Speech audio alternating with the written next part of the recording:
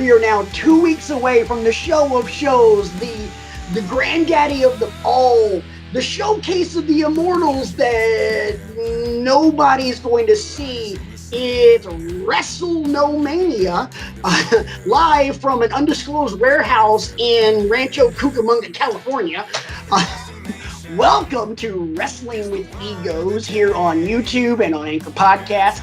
I'm Patrick, joined as I am each and every week by my best friend Brian. How you doing there, buddy? I'm doing well. My I wasn't there Wrestlemania 36 shirt yesterday, and it's on its way. Do you seriously order one? No, I'm kidding.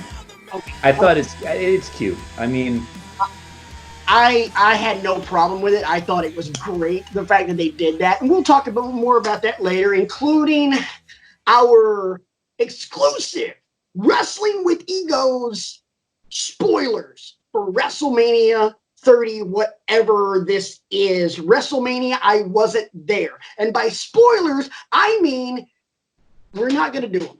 And here's why. Not because I had a change of heart and I don't want to spoil WrestleMania. I never really wanted to spoil WrestleMania. We were going to make fun of spoilers tonight.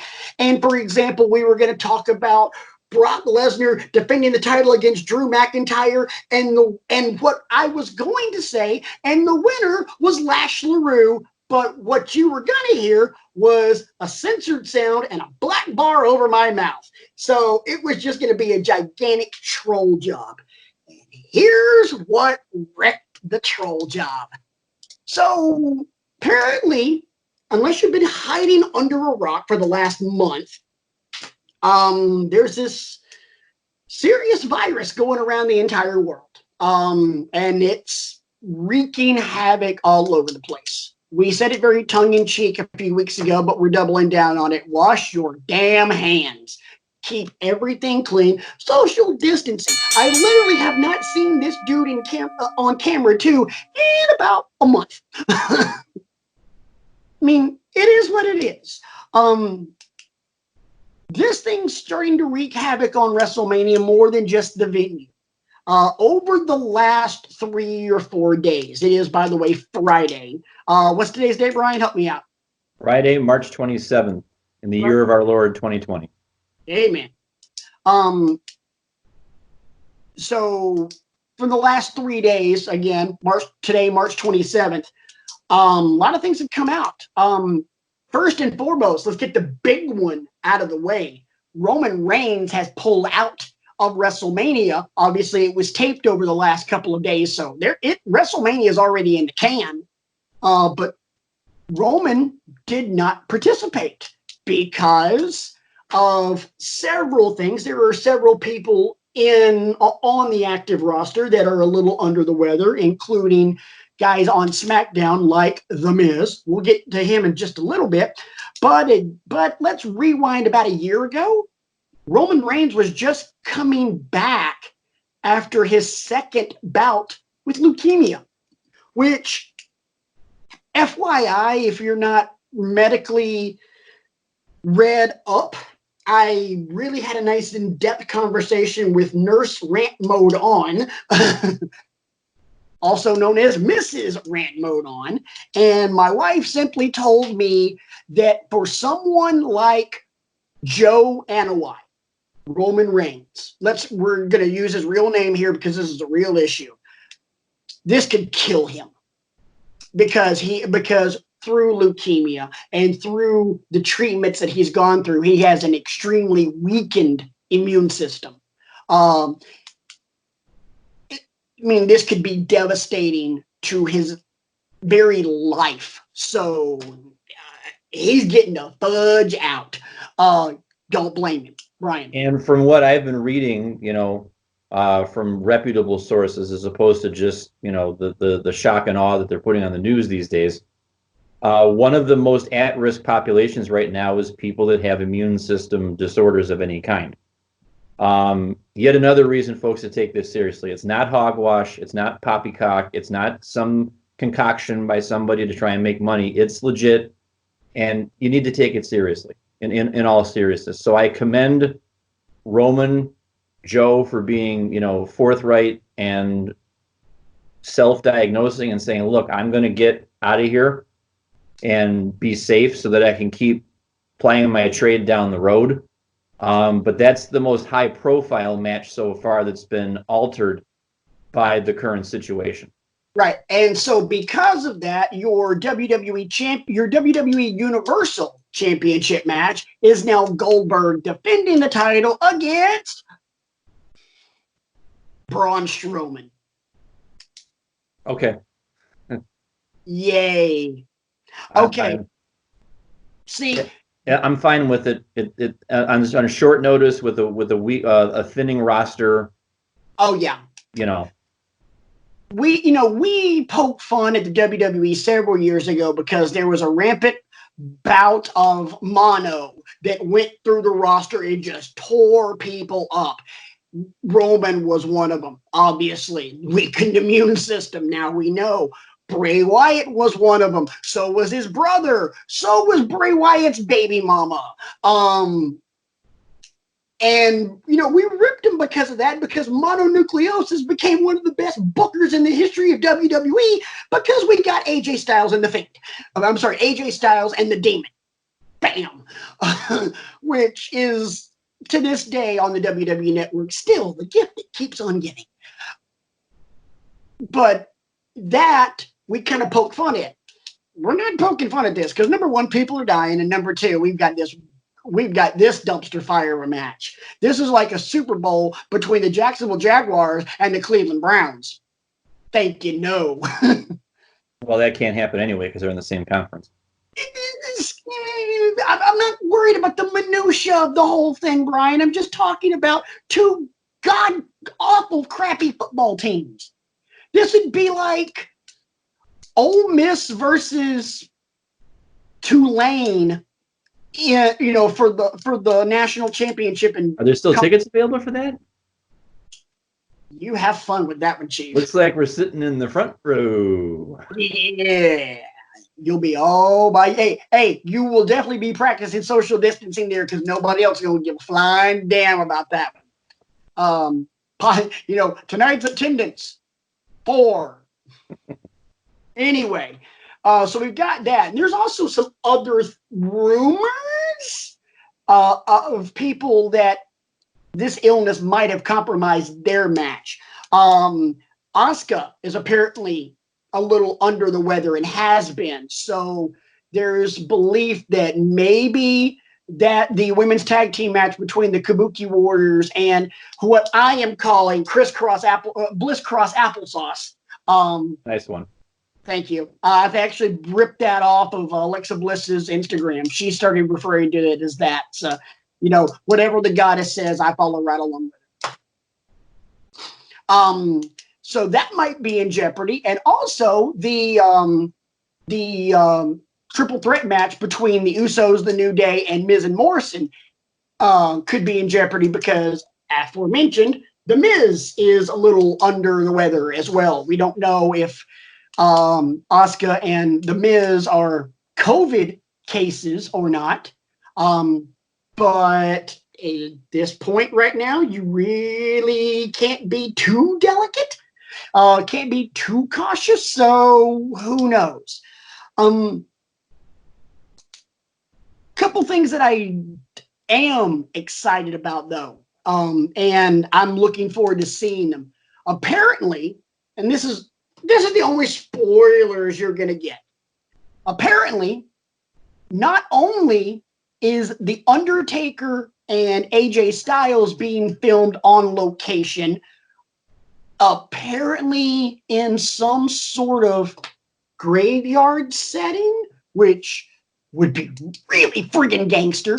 But apparently WWE has put Jeremy Borash, formerly of Impact Wrestling fame, also the guy that produced every one of the Hardy Compound segments and all of the deletion matches on the Hardy Compound in not only Impact, TNA Impact, but also the final deletion or ultimate deletion or whatever it was between Matt Hardy and Bray Wyatt from a few years ago on Monday Night Raw. Jeremy Barash is directing and producing Bray Wyatt and John Cena, and that is being done on location as well.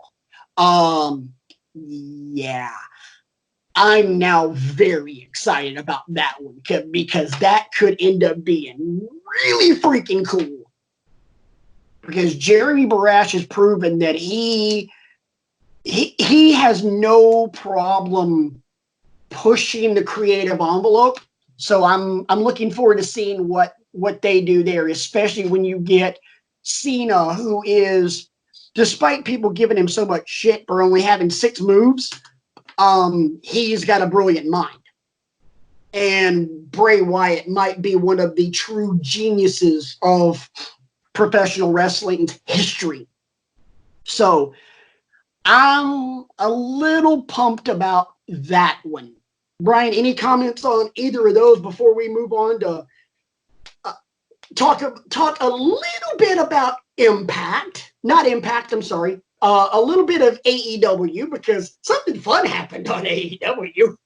Well, I will pull the lens back a little bit and give you the background of why all these audibles are being called. The governor of Florida is following the lead of a lot of governors. I know for a fact the governor of New Jersey has already done this because one of my best friends from my high school days lives out there now with her family. The governor of Florida has issued a stay-at-home edict, basically, that lasts for 2 weeks.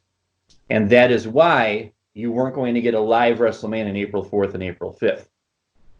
They have to be done now, basically. I think it went into effect yesterday. So the last several days they were taping these matches.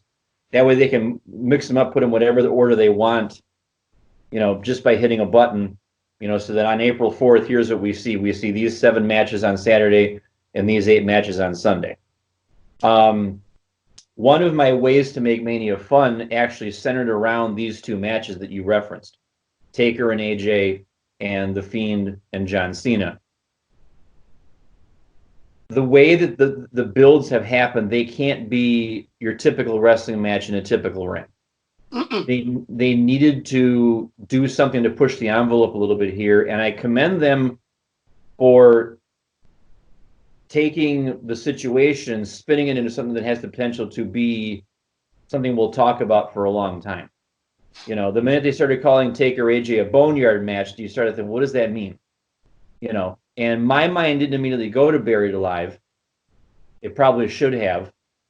And the same thing with Cena and Wyatt, because you see everything that Wyatt's capable of with the Firefly Funhouse and the vignettes and the lantern and the teleportation and all that kind of stuff. It's not a traditional wrestling match. So let's take advantage of this and let's go where we can and have some fun with it. Because why are we sitting here talking about a show that's going to air in front of no fans? Because we're looking for some fun. Fun has been in short supply. I mean, we can only play so many games of Candy Crush on our phones, and we can only, put away, so many things of freight, at the places we work at before we say, okay, enough. I'm going stir crazy here. So that's what I am looking forward to next Saturday and Sunday for, is just a chance to escape for a couple hours and watch what I hope is going to be a show that's memorable for all the right reasons. Thank you. It's going to be memorable one way or the other, but hopefully we'll at least be able to look back on this somewhat fondly, as opposed to the greatest dumpster fire in professional wrestling history. When AJ said boneyard, I instantly went to graveyard, because boneyard is an old pirate term and an old metal term for graveyard. Yes. Also pirate term, also boneyard was also like a ship graveyard as well, for half sunk ships and stuff like that. So I was like, ooh, so we could be going like heavy metal kind of graveyard match. I like that. That could be cool. Because one thing that they've always been good at, I mean, and I'll give them props where it's due, and I'm not going to try and stammer and think of any examples right now, but WWE has kind of been good-ish thinking on the fly. And okay, how can we spin this to our advantage? Yes. You know, the perfect example that comes to mind is everybody was, ticked off at Vince after Bret Hart left to go to WCW. The way that match ended in Montreal. I'm already a villain. I'm already hated. Let's take this and let's spin it into something that we can use to, get people to tune in. Let's make me the most hated character on WWE television. And he became the most hated character in WWE history. Yes. Vince, Mr. McMahon is still, for the money, I think one of the greatest villains of all time. Right. So that's what we hope we see here. We could think of other examples, and that might be a bar talk for down the line somewhere. Is, when have circumstances forced WWE to, or other promotions too? I mean, I'm sure you could come up with examples of WCW doing it, ECW doing it. I mean, Paul Heyman did it every day he was in charge of ECW. Okay. He had to. So go ahead, Brian. That's what I am anxious to see is, okay, you have this situation where we're not having fans, we're not having, the traditional presentation of WrestleMania. And last week you talked about all the artifice being stripped away. We're not having musical interludes and Hall of Fame ceremonies and, all that kind of stuff. We're going to make it about the wrestling, please. And here's hoping that we get some restaurant quality wrestling matches out of this. Yes, the theatrics will be nice because we know Cena and Wyatt and Taker and AJ and even some other matches too that have that comedic element to them. But I'm hoping to see at least 3 or 4 good quality wrestling matches out of the 2 nights. That's my sincere hope. Me too. But that remains to be seen. We can only hope right now. But one thing that Brian and I definitely want to talk about this week, and we alluded to it last week on our show, is how to make this fun.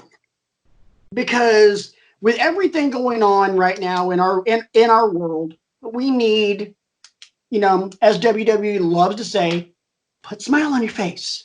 Not like Heath Ledger, let's put a smile on that face. No. Let's legitimately make you smile. Let's enjoy this for what it is / for what it's worth. So what we decided to do is make a small list of ways in which we would make WrestleMania fun if we were in charge. And I want to go first, if you don't mind. And I'm going to start with one of the easiest ones. And fans, AEW fanboys will rip all over this because AEW did it first. Who cares? Guess what? The XFL did the little sky cam before everybody else. And XFL purists aren't going, we did that first. Dorks. Put talent in the crowd, in the PC, and let them cheer. Let them have fun. Put people together that hang out. Okay, for example, let's say that number 1, the Kabuki Warriors and Bliss Cross Applesauce match gets canceled because of Asuka. And Saturday or Sunday's Uber main event is gonna be Brock and Braun. I would love Brock and Drew. Goldberg and Braun. Okay. Let's say Sunday. I keep getting mixed up, and you know what? I don't care. Goldberg and Braun are the Uber main event for Sunday. That's the last match going on. Hope to God I'm wrong. But you know what? If that's the case, you know what I would love to see on Saturday? I would love to see Nikki, Alexa, and Braun sitting next to each other, about 3 rows back, and just being stupid. Because if you've ever watched WWE Network and seen the interactions between Alexa Bliss and Braun Strowman, it is hilarious. Those two are thick as thieves. And that little girl drives him insane. Yeah. That tiny little blonde drives that monster nuts. You realize just how crazy she is in a good way. But I want to see that. I want to see, you know what? I want to see Shane and Stephanie sitting way in the back and just, you know, if,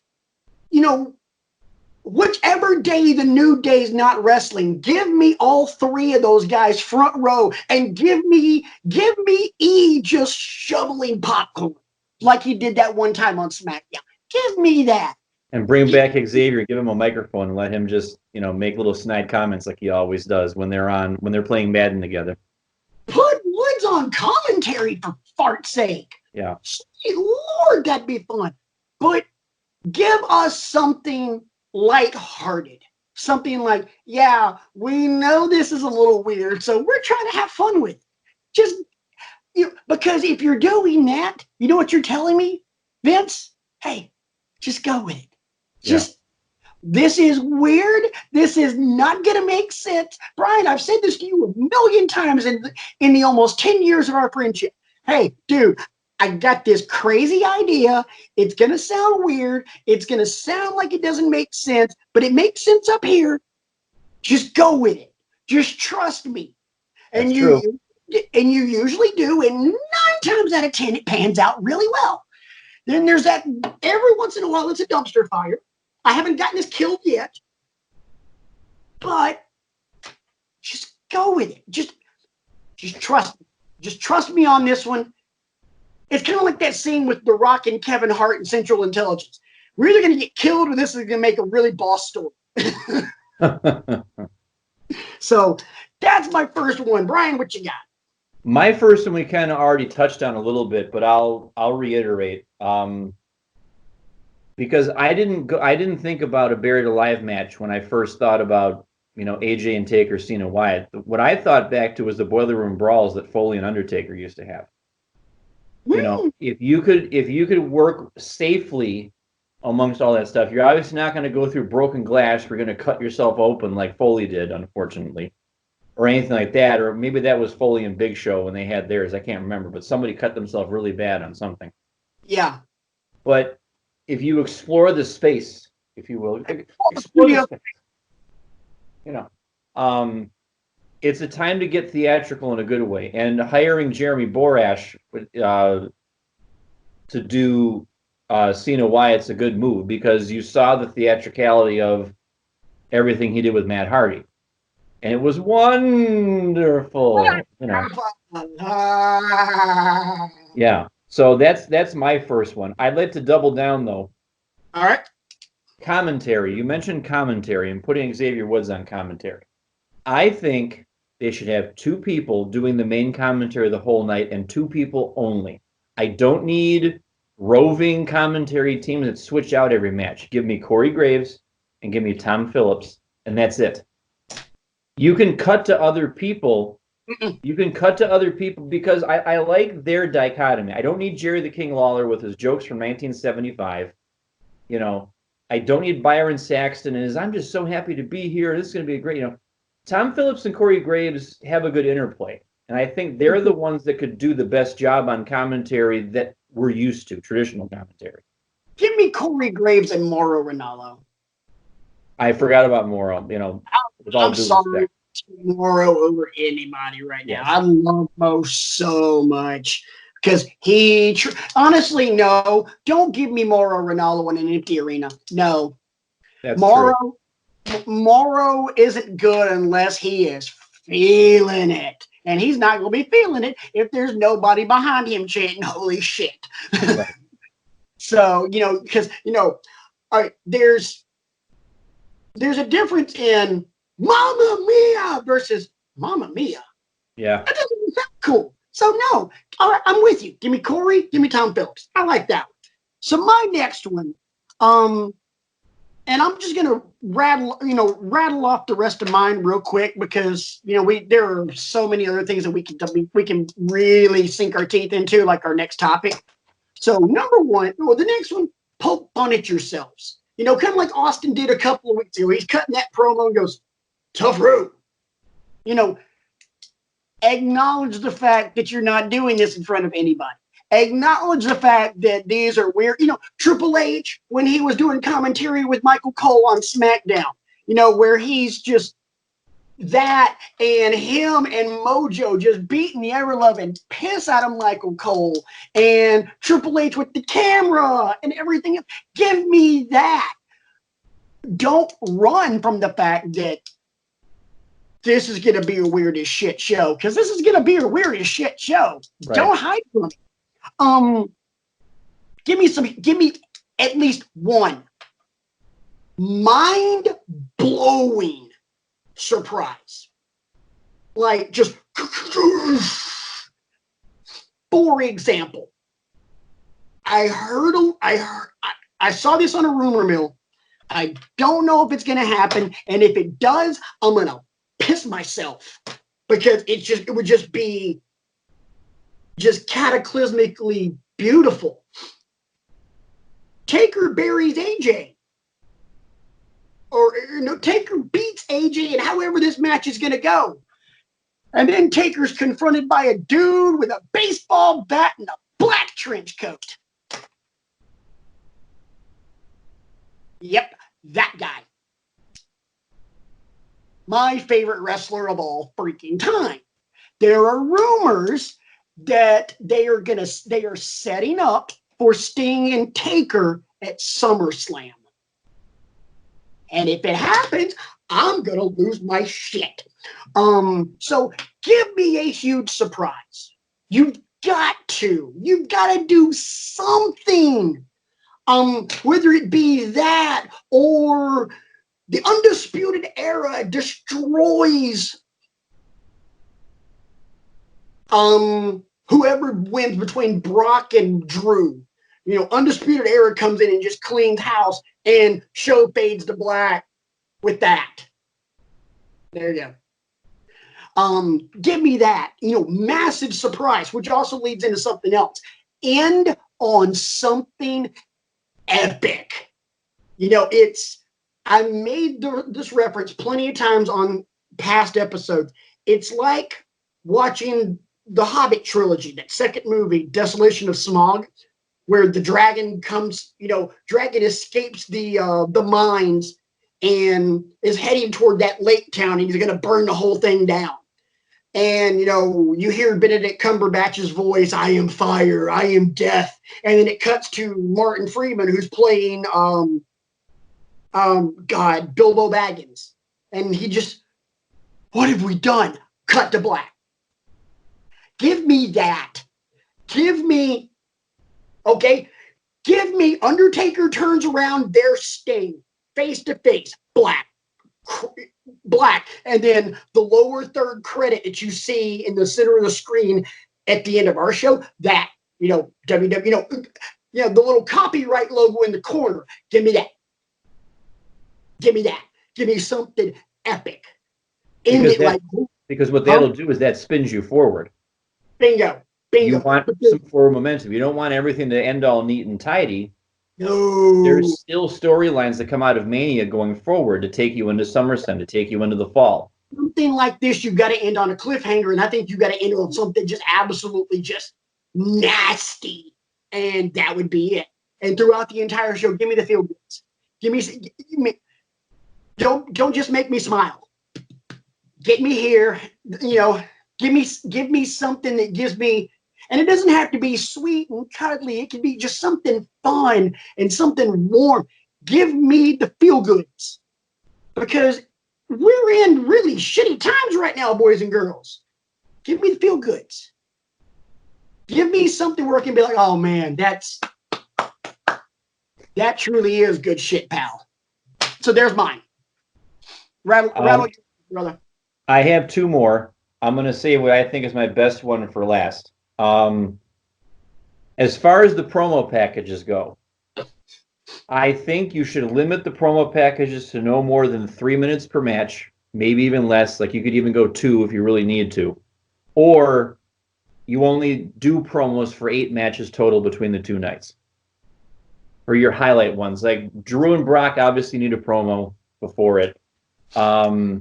Taker and AJ need a promo before it. Cena and Wyatt can have a promo before theirs. But you don't need Yeah, Edge and Orton. You don't need to have, 4.5 minute promo package before every single match. I think that's where a lot of these 5 hour WrestleManias have been coming into play, is because of all that artifice. And unfortunately, sometimes the promo packages, as much as I love a good promo package, the one for Daniel Bryan at WrestleMania 30 comes to mind with the great music they had, and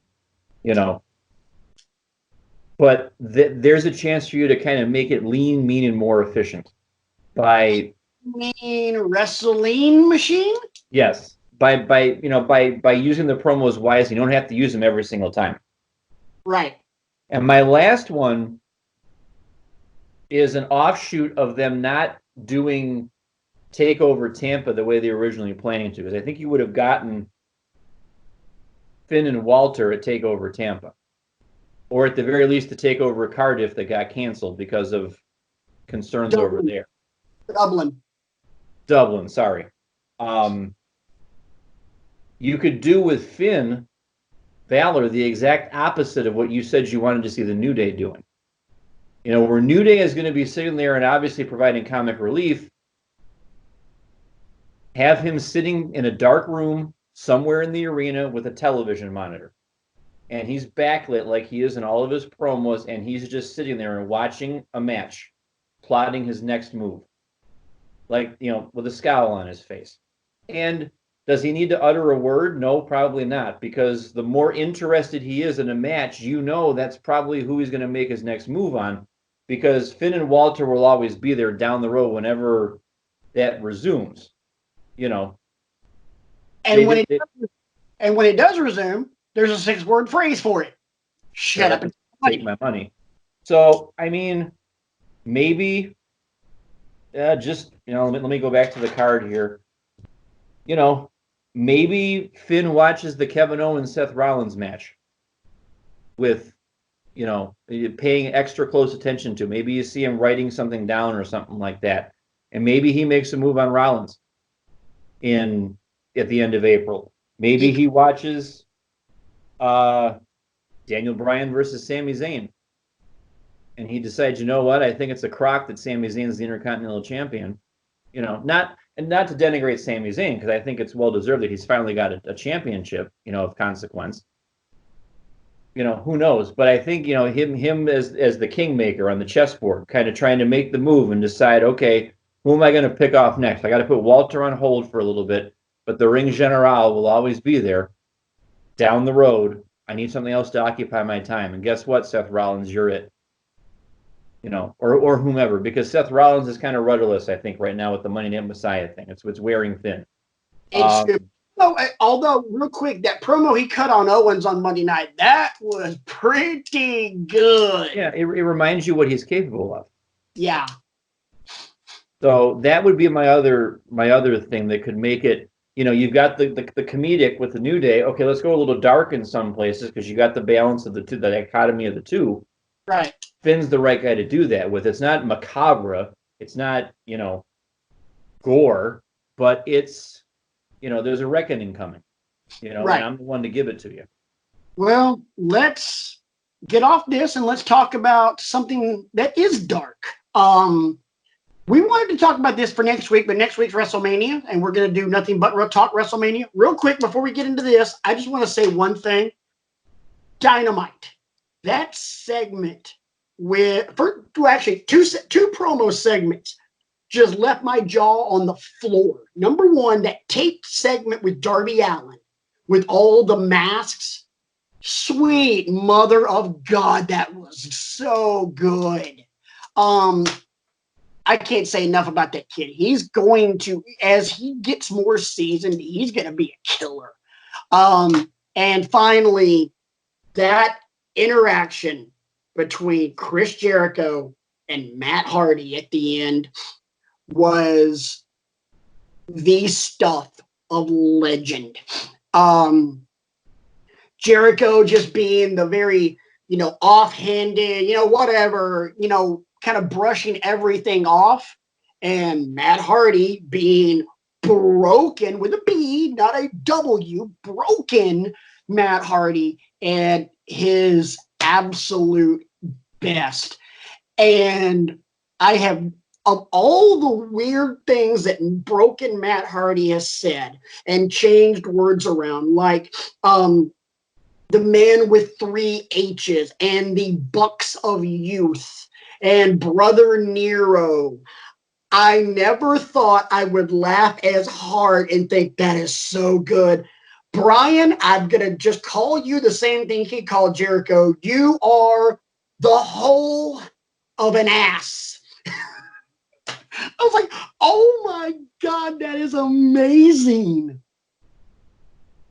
I was like, oh my God, that is so good. And also Jericho cutting a promo on the mother effing drone was just like, you're cutting a promo on Vanguard 1 and it's actually getting over. I'm popping on the couch just like, Surprise. what the hell? I'm like, I actually care about this. I'm not just like, ugh. I'm like, this is actually entertaining. What the hell? So anyway, let's move on and talk about something that aired over the last few days on Vice, and I've been looking forward to it because it's season 2 of Dark Side of the Ring, that critically acclaimed series that explores some of professional wrestling's darker moments. And boy, did they start season 2 off with one of the darkest of them all, Chris Benoit. And it was a 2-parter. And the first episode basically took you from the beginning of Benoit's career all the way up to a little bit after, or actually no, took you up to the day that Benoit was found. Chris Benoit and Nancy and Daniel were found dead. And that's where it ended. And then the aftermath followed. And then day 2 was the aftermath and WWE's response and how WWE just washed their hands of Benoit. Couple points I wanted to make. We're not going to spend a whole lot of time fleshing this out, although trust me, I could spend 9 hours talking about this thing. Number one, I did not have any idea that Benoit took Eddie Guerrero's death that hard. I did not realize that he was utterly crushed over Eddie's death. And if by watching this, I truly feel like that was the beginning of the downward spiral where he just completely lost it. I think it was the CTE, the abuse of steroids and everything else, and the onset of probably some sort of depressive state because Eddie had died. And it's just that. And then episode number 2, man, there was no way WWE, there was no way Vince McMahon could come out of that entire story looking any worse. Oh my God. Because if you haven't seen it, here's the short version. After Chris Benoit died, everybody knows WWE washed their hands of all things Chris Benoit.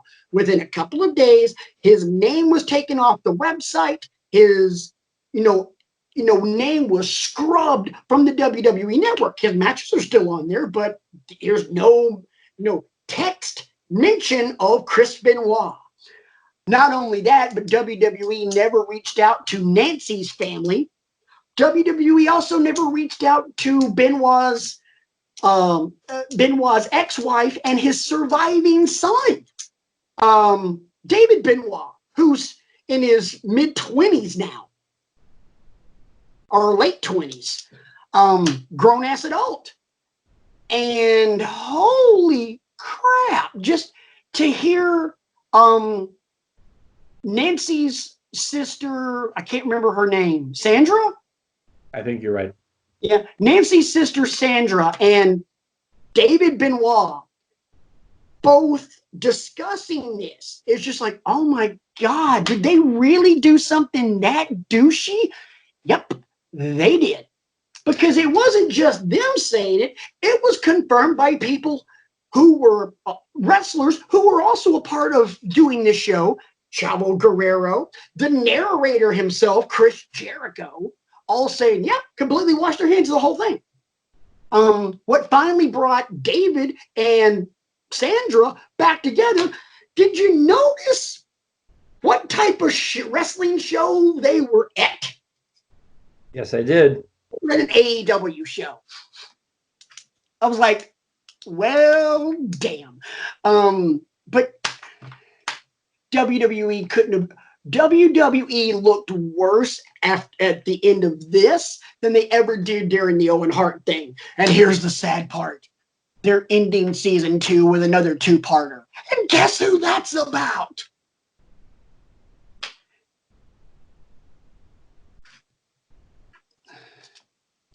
Yeah, your thoughts on this before we get into homework and some bar talk.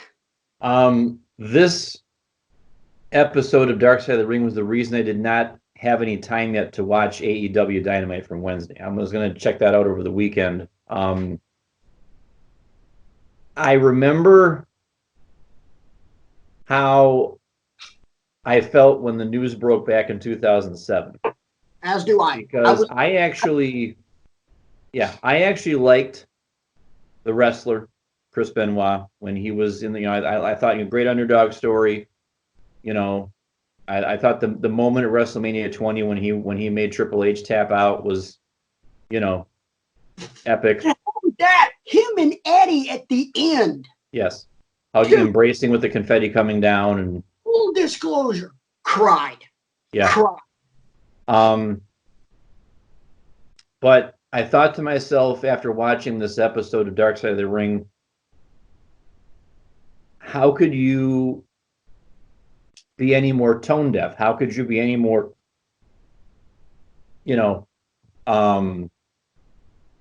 dispassionate? You couldn't be any more tone deaf and dispassionate if you tried. Your working environment, directly or indirectly, whatever you want to call it, caused this man to go on the path that he went. Now, yes, there was, I will say that there was some deliberation in the choices that Chris made. Yes, I will say that there was premeditation in, the way things went down, but none of this absolves World Wrestling Entertainment of their responsibility in the circumstances. Yep. And I will give credit where credit is due. There's 2 people that I really want to commend after watching this episode. The first one, and you texted me about him, Christopher Nowinski, who, let's face it, when he was a wrestler, had the most dorky character, but I guess that was by design, but he left because of concussions. He got hit with the chair shots, and he got hit with the ring bells, and he got hit with, table spots and all that kind of stuff. Do you know what spot it was that ended it for him? I don't remember. Yeah, it was the Rumble at the Garden, and I can't remember which one of the 2. It was either the one where Cena came. Yeah, it was the one where Cena came back. Earlier in the Rumble, Nowitzki had thought that he had thrown out both Rey Mysterio and Edge, and he's celebrating. Rey goes to one corner, Edge goes to the other. They both jump at the same time to double drop kick him. One of them mistimes the drop kick and lands right on his head. Hit an ass right on his head. After he had already taken the drop kick from Rey, got him first, and then Edge landed on him. Okay. And so Chris Nowinski went on to become an expert in brain health. I'm sure I've got that title wrong, neurosurgery or whatever it's called. And he gave a very, what I thought was a very forthright, fact-based analysis of what was going on here. And I guess he reached out to, the family at one point and said, I've got some findings that I think that might explain some of this and help you find closure and help you do all of those things. So he's the first one I want to make mention of. The other person I want to make mention of, and I think the more I learn about this man, the more I think it might just cement him as the GOAT. Let's not forget about the role Chris Jericho has played in all of this. Chris Jericho is the one trying to bring people together, and Chris Jericho is the one who's being very frank with you when you're sitting down to watch this. If you're expecting me to sugarcoat things, then you better turn the TV off. You better not keep watching this episode because I'm probably going to piss you off. And then he proceeds over the course of this 2-hour episode. I guess I got both parts when I DVR'd it, which was great. He's providing incisive commentary. He's saying, let's not pretend that things aren't what they actually are here. Yes, people abused pills. Yes, people, took unnecessary risks in the ring. That's what you did to keep your job, And then he's the one that brings Sandra and David back together. Yes, at an AEW show, but it's not lost on me what a role he played. And then the other thing I wanted to mention was the guy who they interviewed towards the end, and I think I'm going to get his name wrong too, Matthew Randazzo. I read his book. I remember back in like 2009, I got his book and I took it on a trip with me. This is back before I was teaching for the school district I'm teaching at now, and I was in between teaching jobs. The store that I worked for at the time sent me on some work, so that I could, keep earning money. And I remember sitting in the hotel room during that week reading his book about Benoit, and a lot of the things that Randazzo talked about in this documentary, I remember already reading, talking about the abuse that he was heaping on Nancy, and the psychological and the physical abuse, and how it escalated and things like that, and how he idolized the Dynamite Kid, as a young wrestler breaking into the business, and all of those flying headbutts. And I think it was Jericho that said, you have an industry where people keep repeating the mistakes of the people that came before them. I forget how far back the lineage went, but there was somebody before Dynamite Kid. Harley Race. Okay, he traced it from Harley Race to Dynamite Kid to Chris Benoit. All three of these guys doing these devastating maneuvers involving their head, trauma to the head over and over again. And fast forward that a little bit, Daniel Bryan, yes. So, I mean, the lessons here are innumerable. And that's why, early, to start the show off, we talked about, and I was appointed when I gave credit to Roman for self-diagnosing himself. You wonder, would it kill this company to just be altruistic is the wrong word, but just have everybody's best interest in it. Magnanimous. There you go. Yeah, because I mean, for them to just strike him from the record, and you don't, like, when we gave the homework, I think at the beginning of January, we gave the homework, heading into Royal Rumble with Jericho and Benoit's ladder match at the Rumble in New Orleans. Yep. When you look at, when you've got that pay-per-view on the app, on the network, it says Chris Jericho in an Intercontinental Championship ladder match. Yes. You have to hunt, or Triple H and Shawn Michaels in a World Wrestling Federation Championship match at WrestleMania 20. Triple H and Shawn Michaels in a triple threat for the World Heavyweight Championship. So it's one thing to do that, but it's another thing entirely to just admit, yes, we, ignored the warning signs and we didn't have all the information and stuff like that. It's so much easier to just wear the hat of responsibility than to pretend it never happened. And I guess that's the biggest indictment. And to send just send Jim Ross to the funeral. That pissed me off. Yeah, well, what a position to put him in. Because everybody said you shouldn't be here. We don't want you at the wake. We don't, or we don't want you at the cemetery or anything like that. And it was a horrible position to put Jim Ross in.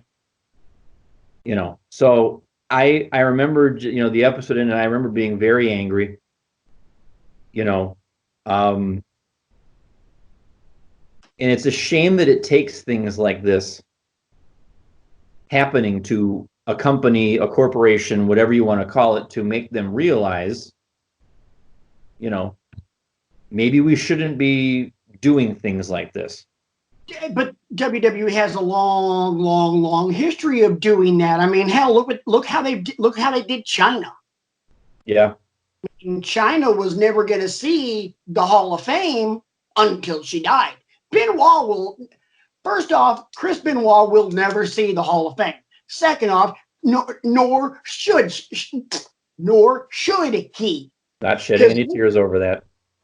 Because let's be honest, if O.J. Simpson was not already enshrined in Canton, Ohio, with everything that we learned from 95, whether he was found guilty or innocent, the court of public opinion feels one way, the actual court felt another. Do you really think O.J. Simpson would be in the Pro Football Hall of Fame if he wasn't in there already? No, I do not. If you had someone that was coming up for, obviously it would never happen because, he's one of the nicest guys ever. Derek Jeter. Hey, we've come to realize that Derek Jeter, make it even better, Aaron Hernandez. Aaron Hernandez had let's say Aaron Hernandez had this amazing, amazing Hall of Fame career. He's going in the Hall of Fame. He's got the stats. He's the greatest tight end of all time. And he killed Olden Lloyd. And then he killed himself in jail. Aaron Hernandez's ass, he wouldn't be seeing Canton. Hell no. Oh. I mean, and these are the parts of wrestling that make me uncomfortable to have to talk about, because invariably, and it's happened a time or two, not with anybody that but it's happened a time or two where people will bring up, well, what about this or what about that? And it's the soft underbelly of the sport that nobody enjoys talking about. It doesn't bring me great pleasure to sit here and parse this and things like that, but I think it's instructive. You don't see chair shots to the head for no reason anymore. You don't see pile drivers anymore. You see less and less and less of it. Right. You try to work safe, and you try to keep your brothers and sisters safe when you're in the ring with them and things like that. You don't do moves that are stupid, but then I watched Elimination Chamber last month, and I see Otis get flung through the pod. That I still get chills, thinking about that. And it's just like, why? There's got to be a happy medium between a stunt for the sake of a stunt and a safe mood that makes you pop. Right. And I know that they're always trying to walk that line, and there's always a risk inherent in what they're doing, and I applaud them for it. But when it results in what happened here in this situation with Chris Benoit, killing his family and then killing himself, we will stop it literally right there. Yes. Homework time. I have to hand in my paper. Teach. I actually did my homework this week. How nice of you. I know. So I have to submit tonight's book report on WrestleMania 17 for the Hardcore Championship. It is Le Champion, Raven, versus Kane versus The Big Show.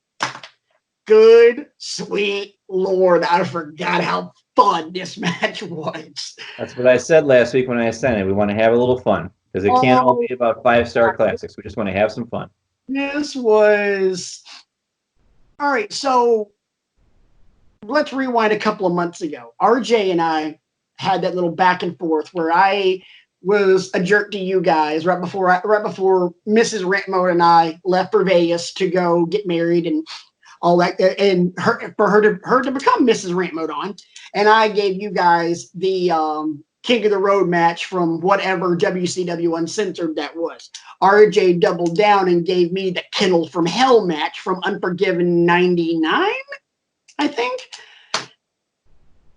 Those two matches were dumpster fires in a bad way. This match was a dumpster fire for all the amazing ways. This was so chaotically stupid, but it was so fun because you always seemed, it was, to me, watching the match, it was just a juggle because you'd have Kane beat the hell out of Raven. And then Raven would go off camera, and then here comes the Big Show and Kane, and then Kane goes off camera, and here comes Raven, and then Raven's out, Kane's back in, Raven's out, Raven's in, Big Show's out, and then just the stunts. You had the big chain link fence that had all like the, I can't remember what was in there. It might have been like golf like a janitor closet. Oh yeah, janitor closet, that thing. And then they had you could easily tell it was thrown together at the last minute. Drywall wall that they just plowed through. It was just like, oh my God, this thing is nuts. And then the finish where Kane leg drops Raven off the throws Raven off the stage, then jumps and leg drops him. I'm like, ow, yeah, that hurt. My God, this was fun. It was just like, oh crap, oh crap. I never popped like super hard for it, but I laughed, not like that was funny, like, oh crap, that was cool. It was a lot of that. It was the feel goods. It was. I popped when Raven went through the plate glass window. Oh, I forgot about that. Cut the back of his scalp open too, because there was blood on the back of his shirt. I forgot about that. But it was so good because it was stiff. I mean, those two big old, you could tell Kane and Big Show were legitimately potatoing each other. And then about halfway through the match, they decided to start potatoing Raven because Raven was like, I am not going to be left out of this, damn it. So all three of those guys are literally just making contact. And that's actually been the first time I've been able to do that with my right hand since the injury. So yes! But man, it's a B.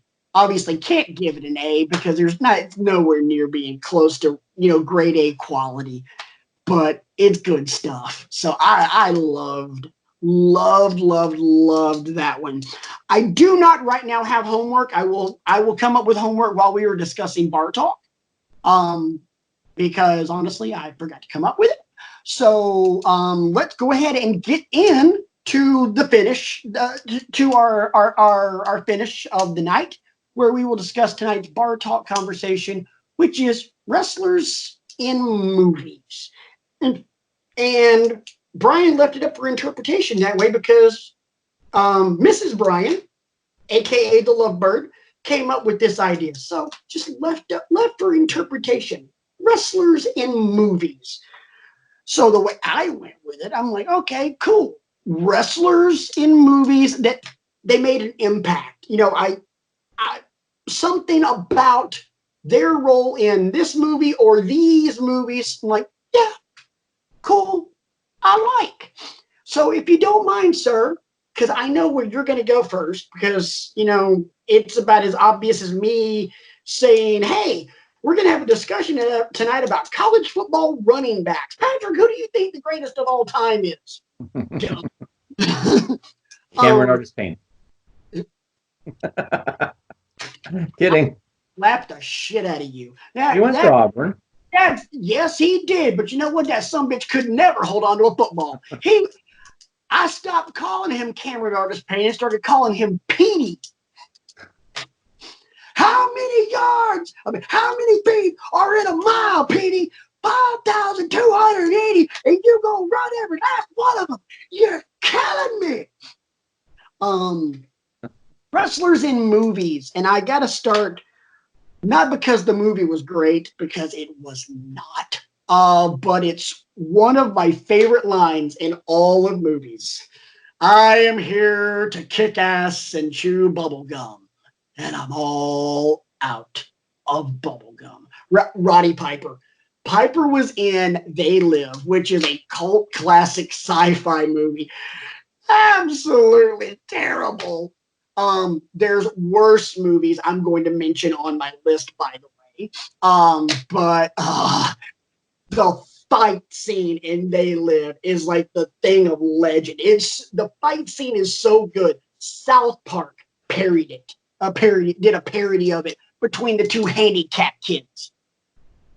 Timmy and Jimmy fought, and they as best as two handicapped animated characters could, reenacted that scene in a fight, and it was great. So yeah, Roddy Piper on my list because the fight scene and that quote, boom.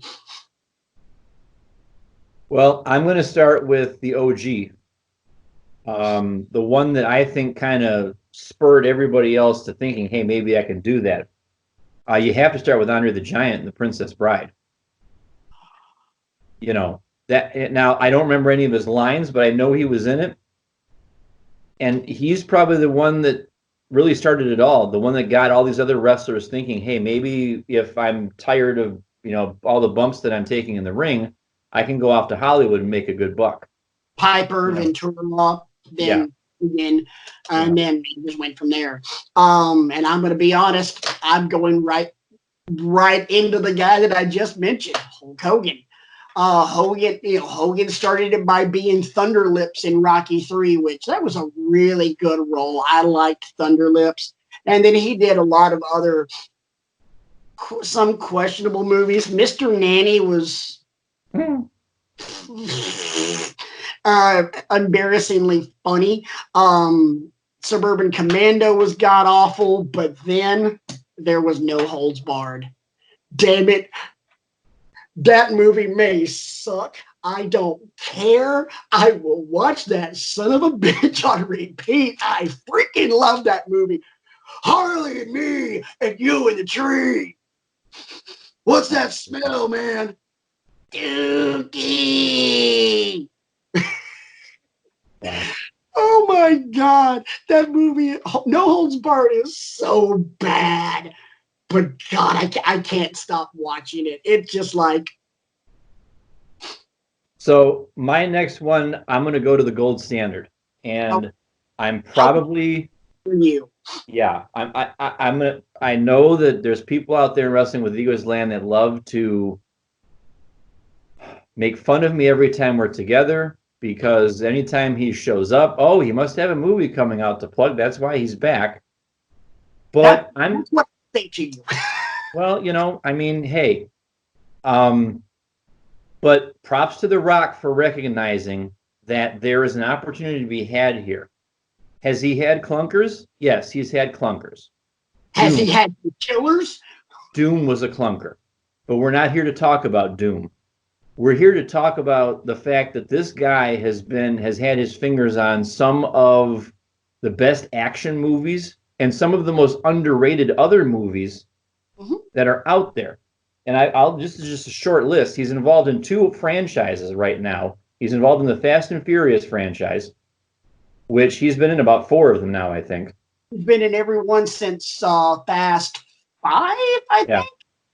He's involved in the Jumanji franchise. Which are those are so good. Yeah. And he's got a lot of standalone movies that are awesome too. A very underrated one that I own and I love is Faster. If you've never seen that one, check it out because it's him and Billy Bob Thornton. Yes. We just at the same time. Nice. It's dark and brooding, but it's really good. Some good action scenes and things like that. The Other Guys with Will Ferrell, hilarious movie. Central Intelligence, kind of a clunker. You know, when the Lovebird and I watched Central Intelligence, we laughed harder at the outtakes than we did at any part of the actual movie. I thought, Um, first off, I thought the outtakes were great, but I also enjoyed Central Intelligence. yeah. Going all the way back to the Scorpion King. You know, when he was in The Mummy Returns that begat the Scorpion King, that's where he, started that off. He's got a lot of family-friendly movies out there too. The Game Plan, the Tooth Fairy. Raring Gang, you know, yeah. I'm not. And then a movie that you and I saw together, and Scott, I marked out for it. My exact words were, "How many times can you keep raising the ante here?" And Dwayne's like, "I'll show you how many times I can keep raising the ante." hold my beer. No, Skyscraper was really, really good. I like that. But you know what? I'll give you one. He has a cameo in it, but he produced it. Fighting with My Family. Which I have yet to see. I forgot about that one. Oh, it's good. It's on demand. Okay. Yeah. It's really, really good. Florence Pugh does an amazing job as Paige. But this guy has parlayed this interest in movies into a burgeoning career as a producer. He's got he's got the Titan games that show up on NBC every once in a while. Don't forget Ballers on HBO. Ballers right. is an amazing show. So, and then how could I almost forgot. How could I forget The Rundown? I mean, The Rundown is, and Walking Tall. You know, those two, the Lovebird and I watch those over and over again. We love both of those movies. I have to throw this one out there because both of my girls, well, Squishy more than the Hurricane because Squishy's older and she understands what's going on. If I don't mention this, I'm going to get killed by my own kids. What can I say except you're welcome? Oh, yeah. So, I mean.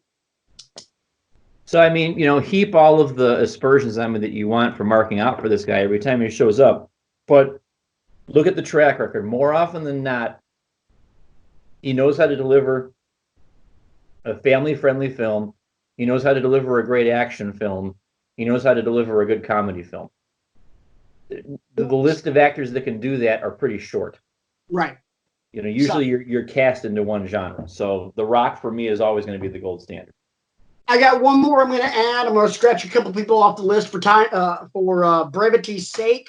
Hasn't done a whole lot, but with his personality, we know what kind of personality he is, and he has a show that's going to be that's coming to Netflix very soon, and that would be the star of the Big Show, The Big Show. I'm sorry, I can't say anything bad about Paul White. He is always proven to be one of professional wrestling's really, really good guys. Yeah. Not just like good, a face. He's flipped more times than a pancake, but just a genuinely good human being. So I'm looking forward to the show because it's going to explore Big Show's life after wrestling, post retirement, being there with his kids and his wife. And I'm hoping with this show that the lady that's playing Big Show's wife kind of comes off as like a Nancy Travis character to Tim Allen on Last Man Standing, where she's just snarky, because I think that would play off so brilliantly off Big Show, because, Big Show is going to play the lovable, gigantic oaf that he sometimes lets you believe he is. So I'm kind of hoping we get that. So I'm looking forward to that. So my last guy will be the Big Show. And I would be remiss if I didn't mention two other people. One who is probably a close second to The Rock in terms of box office and his ability to deliver, who's made some smart choices also, and that would be John Cena. He's in the Fast and Furious now too. He's had some decent movies. I mean, you go all the way back to The Marine. He was surprisingly, he got praised for his role in Trainwreck with Amy Schumer. Yeah. And I'm not saying that, but he's willing to poke fun at himself. You see him on the late night talk shows, and he can be comedically brilliant there with Jimmy Fallon and people like that. He's in commercials, and a lot of commercials. I'm actually surprised. He's the voice of the elephant in the pistachios commercials, where he was for a while. He was also the voice of Ferdinand the Bull. Yes. And he's another one who's making some good family-friendly stuff. He was also the voice of one of the animals in the Robert Downey Jr. Doolittle movie. Yes, I think it was the polar bear, if I'm not mistaken. And then the other guy that I will mention, he's not had as many forays as these other gentlemen have, but when I watched The Condemned, I had to give a lot of props to Stone Cold Steve Austin for what he did in The Condemned. The Condemned was an all right movie. Yeah, it doesn't reach the level of these other ones we've talked about, but I will throw his name out there too. The fact that they played Nickelback at the end of the movie killed it for me. Don't get me wrong. Vinny Jones was in it. Vinny Jones is a friggin' badass in anything he does. If you want proof of that, Vinny Jones had one line in Gone in 60 Seconds, and that was one of the best parts of the whole flipping movie. The Condemned was Yeah. So yeah. I'm not going to go Gone with the Wind or anything like that, but This is very true. All right, so you know what? I'm just gonna, because WrestleMania is coming up. You know what? I feel like being very generous this week, and I'm being serious. I'm not being sarcastic. I'm not about to give you a dumpster fire match. Although I could easily do it because that would have been a great foreshadowing alert, but no, not going to happen.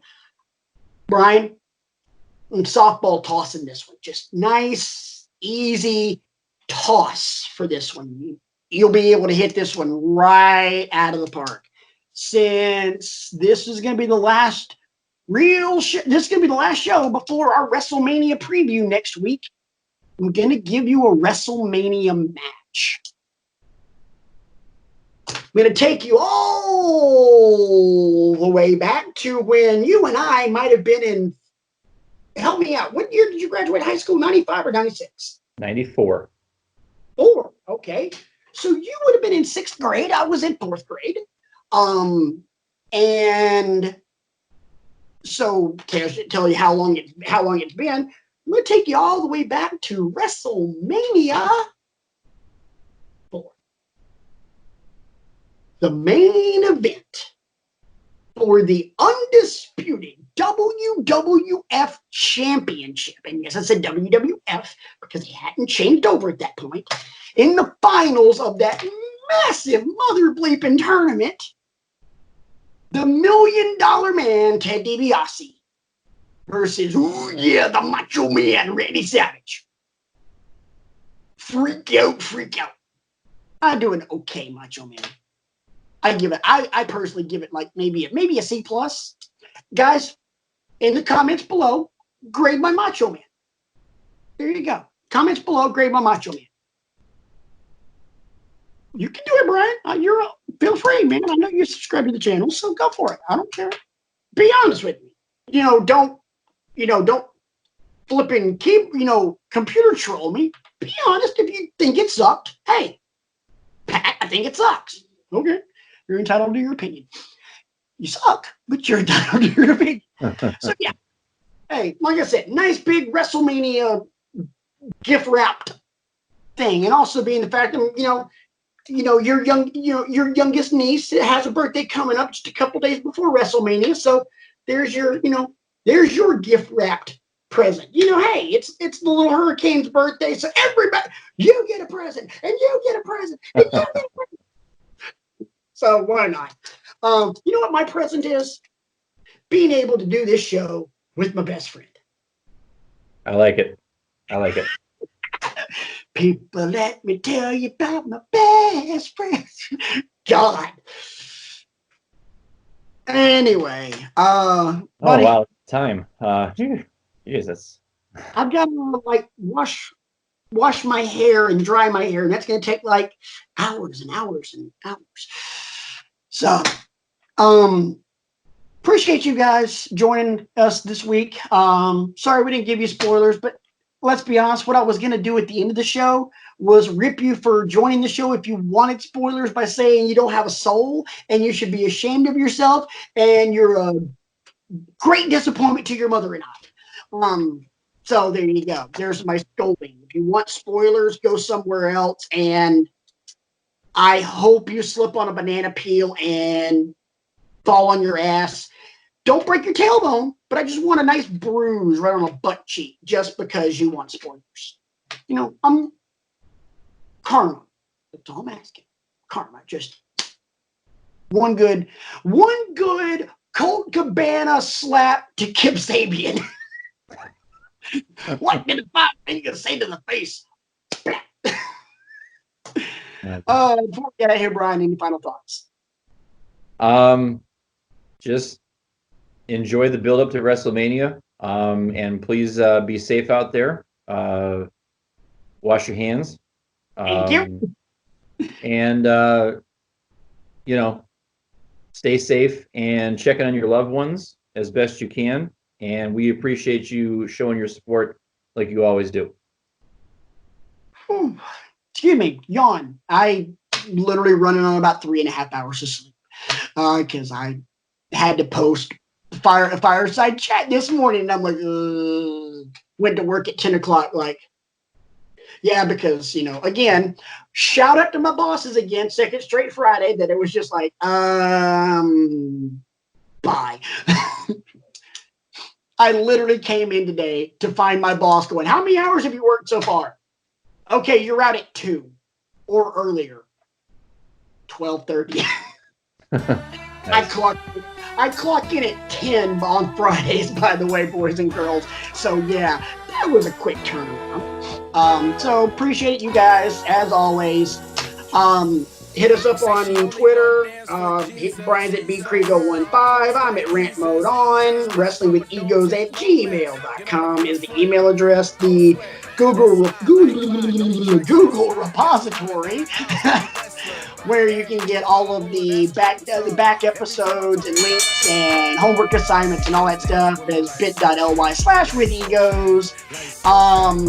Don't forget to like, subscribe, and share. Click the bell for all the notifications. That way you get all this good stuff. And shout out to our boy Ace 500 for the closing music for our show. It is Soul Train off of the Chef Goo project. Check it out. Check him out on the Soundcloud. You see the link right there. We will see you guys next week for some WrestleMania goodness and some WrestleMania preview, and maybe we'll have a surprise of our own. Who knows? Until then, that's Brian. I'm Patrick. Wrestling with Egos right here on YouTube. And until next week, that's our story, and we're sticking to it.